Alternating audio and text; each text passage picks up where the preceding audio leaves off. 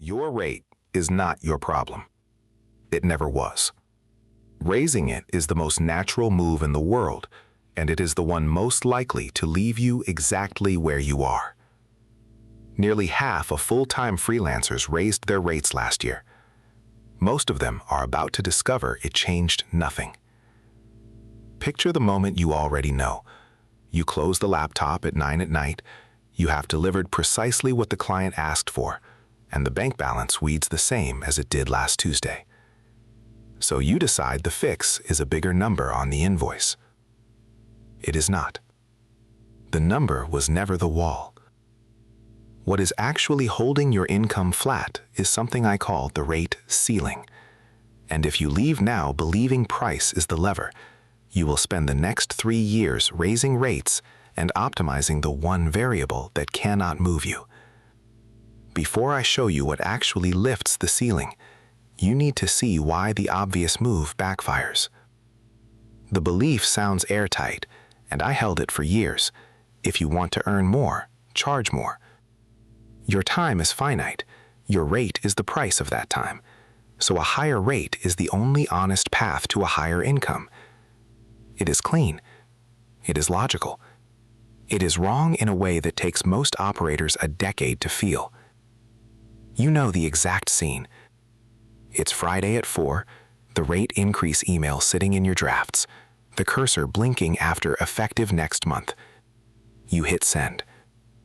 Then you spend the whole weekend refreshing your inbox, rereading the message, wondering which of your 4 best clients is about to quietly disappear. That feeling, that flinch before you send, is data. It is telling you something the math usually hides. Because here is the crack. Your income is not price alone. It is price multiplied by how many clients you keep. Raise the first number, and you often shrink the second without noticing, until the totals cancel. There is a third number in that equation that almost no one watches, and it is the one quietly deciding whether your raise ever reaches your account. I will name it in a moment. First, you have to see what raising your price actually does to the clients you already have. Raising your price is the most expensive mistake you can make. Here is the dynamic underneath it, named precisely. Your income runs on 3 multiplied numbers, not 1. Your price, the number of clients, and how long each client stays. Price is the number everyone fixates on.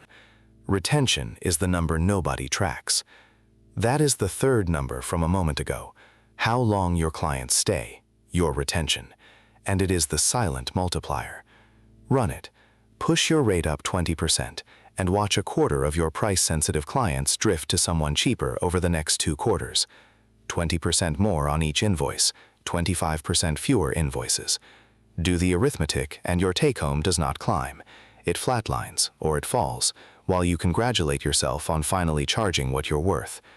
Picture the ceiling as a literal concrete slab a few inches above your head.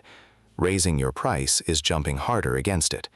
You hit the same slab every time, and the impact travels straight back into your client list. And the harder you push against it, the more you train the clients who remain to treat you as a line item to negotiate down, not a specialist to hold on to. But this is where it turns counterintuitive. The operators who actually break through do not jump. They change the room. There is a brand strategist I want you to meet, 7 years solo, billing $4,200 a month across 9 clients, who did one thing that doubled her income on half the hours. I will give you her exact move shortly, but first the reframe that makes it possible, because without it, the move looks insane. The number on your invoice was never the ceiling. That is the rate ceiling, and here is its trap. When you sell hours, your income is shackled by a wall you can only walk toward, never through. Price only pushes you closer to that wall. The wall itself is the unit you sell. Sell time, and the buyer compares your fee to the cost of an hour, theirs, a competitor's, and offshore freelancers. You are just one number on their spreadsheet, and there is always a smaller one. You feel it in your gut, the endless squeeze of 1,000 other options. Now shift the unit. Sell a defined outcome, a specific transformation with a name and a clear end state. Suddenly, the comparison flips.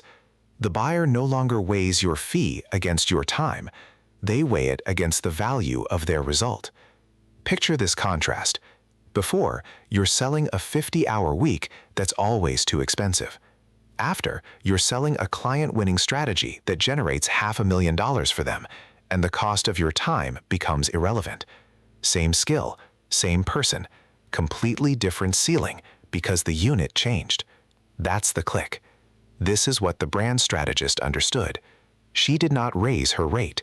She stopped selling her rate.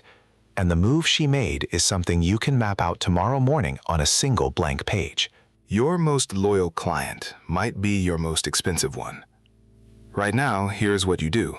When income stalls, you reach for the rate. You draft the increase. You brace for the pushback. You send it to everyone. It feels logical because price is the only lever you can see, and charging more for the same work is the textbook definition of progress. It fails because you are scaling the wrong number against your retention, and the clients most likely to leave are the price-sensitive ones clogging your calendar, the ones paying least and demanding most. Meanwhile, the clients who would gladly pay for an outcome never get offered one because you are still handing them hours. So replace it. Stop selling tasks and package one outcome.